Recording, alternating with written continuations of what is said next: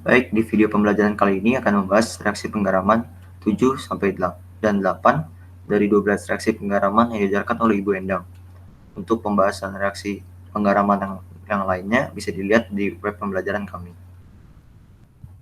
Langsung saja, ini ada tentang submateri kelarutan senyawa ion dan submateri senyawa hipotesis. Nah, pembahasan ini ada di video reaksi penggaraman 5 dan 6.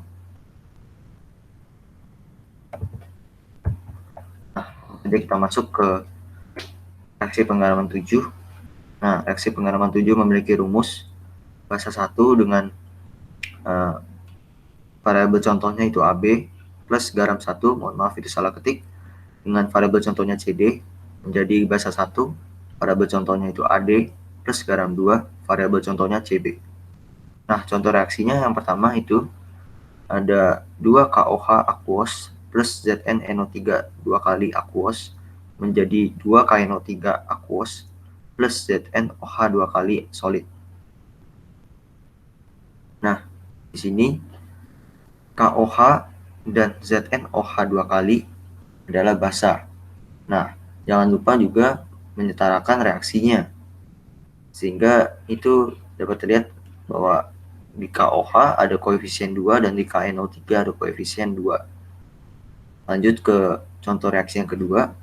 Ada KOH aquos plus NH4NO3 aquos menjadi KNO3 aquos plus NH4OH aquos.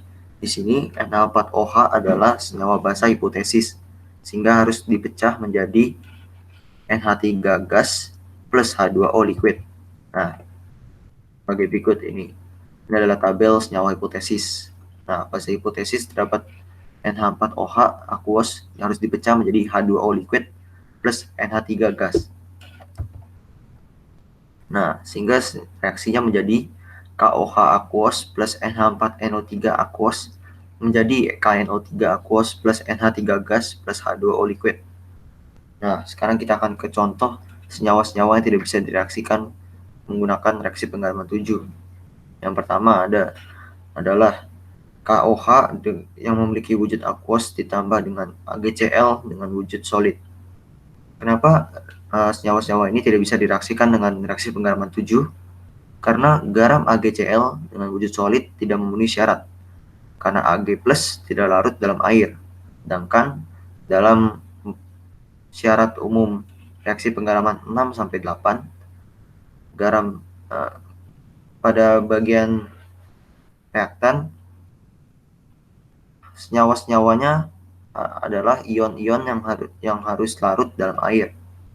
Nah, sekarang kita lihat dalam kelarutan senyawa ion ada nomor 1 poin F. Nomor 1 membahas tentang senyawa ion yang mudah larut. Poin F itu semua garam sulfat SO4 2- mudah larut dalam air. Pengecualian adalah Ag+, sehingga Ag+ tidak mudah larut dalam air. Maka reaksi tersebut tidak bisa terjadi. Lanjut ke contoh yang kedua. Senyawa-senyawa ini tidak bisa direaksikan menggunakan reaksi penggaraman 7, yaitu KOH aquos plus NaCl aquos menjadi KCl aquos plus NaOH aquos. Garam KCl dan basa NaOH tidak memenuhi syarat, karena Na+, K+, Cl- mudah larut dalam air. Nah, sehingga dalam reaksi 6-8, submateri kelarutan senyawa ion dan senyawa hipotesis sangat penting untuk kalian pelajari.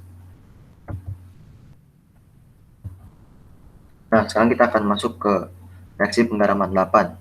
Nah, di sini ada syarat tambahan. Sekarang kita akan membahasnya.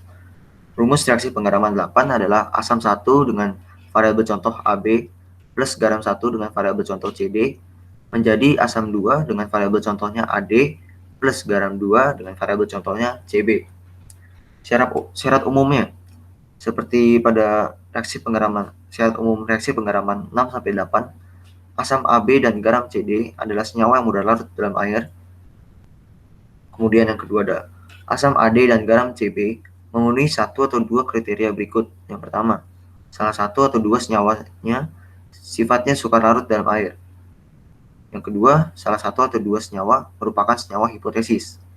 Nah, Namun pada reaksi penggaraman 8 terdapat satu pertambahan lagi, yaitu produk dari reaksi boleh memiliki sifat larut dalam air aquos asalkan asam 1 dengan variabel contoh AB adalah asam kuat dan asam 2 dengan variabel contoh AD adalah asam lemah.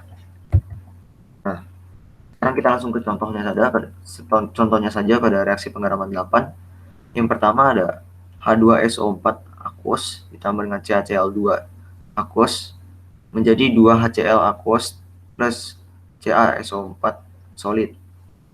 Nah, di sini H2SO4 dan HCl adalah asam kuat. H2SO4 itu asam sulfat dan HCl adalah asam klorida. Kemudian yang kedua ada H2SO4 yang wujudnya aquos ditambah dengan 2 CH3COONa dengan wujud aquos menjadi 2 CH3COOH dengan wujud aquos ditambah dengan Na2SO4 dengan wujud aquos. Nah, di sini menggunakan syarat tambahan dari reaksi penggaraman 8 yang isinya itu produk dari reaksi boleh memiliki sifat larut dalam air asalkan asam 1 dengan variabel contoh AB adalah asam kuat dan asam 2 dengan variabel contoh AD adalah asam lemah. Di sini asam 1 yaitu H2SO4 aquos adalah asam kuat. Asam sulfat adalah asam kuat. Dan asam 2 yaitu CH3COH aquos yaitu asam asetat adalah asam lemah. Sehingga produk dalam reaksi ini boleh bersifat larut dalam air atau wujudnya aquos. Nah, sekarang kita akan ke contoh senyawa-senyawa yang tidak bisa direaksikan menggunakan reaksi penggaraman 8. Yang pertama ada H2SO4 dengan wujud aquos ditambah dengan AgCl dengan wujud solid. Mengapa reaksi ini tidak bisa terjadi? Reaksi ini tidak bisa terjadi dengan reaksi penggaraman 8 karena garam AgCl dengan wujud solid tidak memenuhi syarat karena Ag+ tidak larut dalam air. Nah, jika dilihat kembali dalam kelaratan senyawa ion, Ag+ termasuk ion yang suka larut dalam air.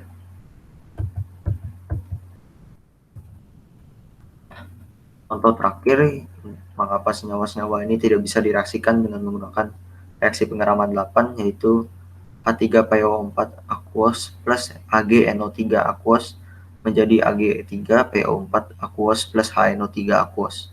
Nah, mengapa reaksi ini tidak bisa terjadi menggunakan reaksi penggaraman 8? Karena asam 2 yaitu HNO3 atau asam nitrat adalah asam kuat dan asam 1 yaitu H3PO4 aquos adalah asam lemah sehingga tidak memenuhi syarat tambahan pada reaksi penggaraman 8. Seharusnya asam 1 adalah asam kuat. Nah, dapat dilihat pada poin yang paling bawah, asam 1 adalah asam kuat dan asam 2 adalah asam lemah. Sedangkan pada reaksi ini H3PO4 adalah asam lemah dan HNO3 adalah asam kuat. Sehingga reaksi tidak bisa terjadi. Baik, sekian penjelasan mengenai reaksi penggaraman 7-8. Untuk 12 reaksi penggaraman lainnya atau untuk materi lain yang diajarkan oleh Ibu Endang dapat dilihat di web pembelajaran kami. Sekian dan terima kasih.